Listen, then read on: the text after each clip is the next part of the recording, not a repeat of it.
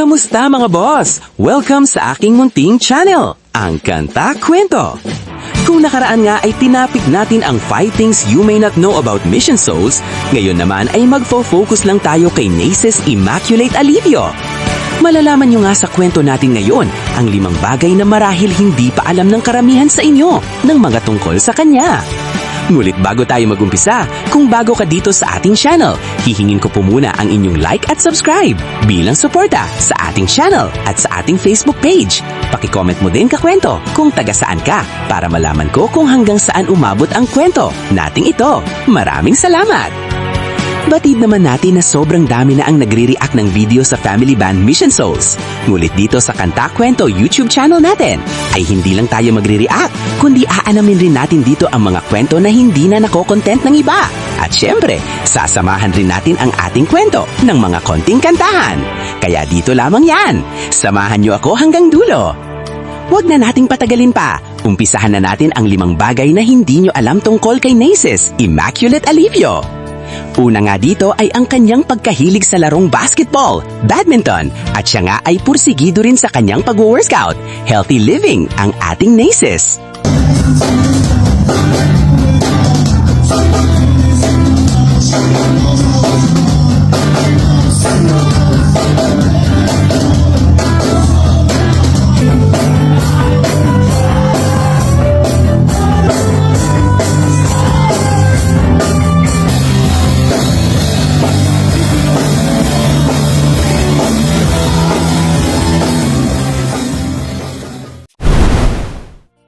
Pangalawa, bukod sa pagiging musician, itong si Naces ay pangarap ding sundan ang bakas ng kanyang ina sa larangan ng pagiging isang ganap na nurse.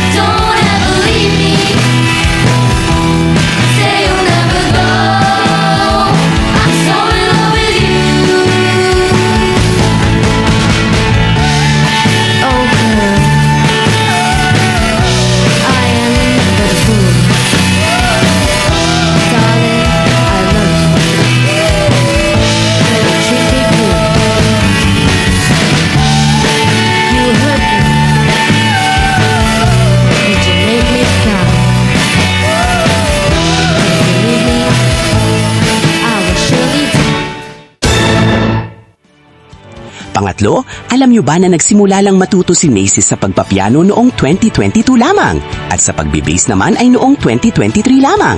Ngulit professional na ang kanyang level ngayon sa entablado o pagpe-perform nito.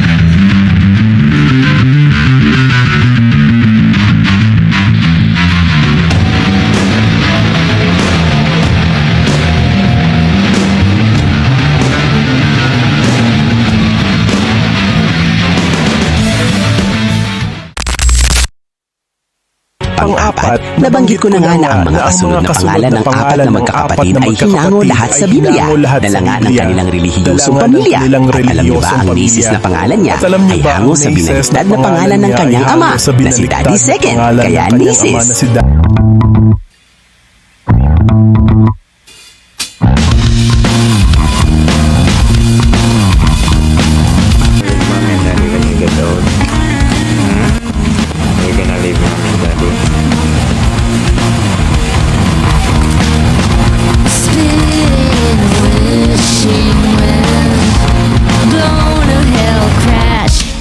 the last flash.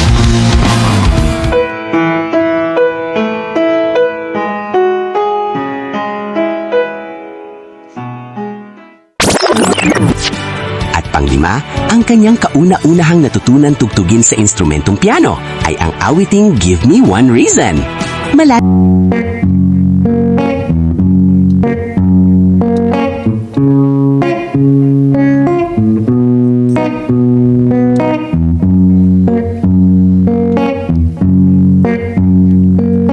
Give me one reason to stay here, and I'll turn my back around.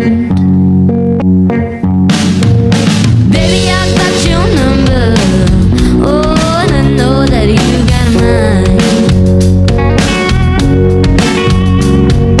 Call me anytime. You got to call me, and I'll turn my back around. You can see me turning. Give me one reason to stay here, and I'll turn my back around.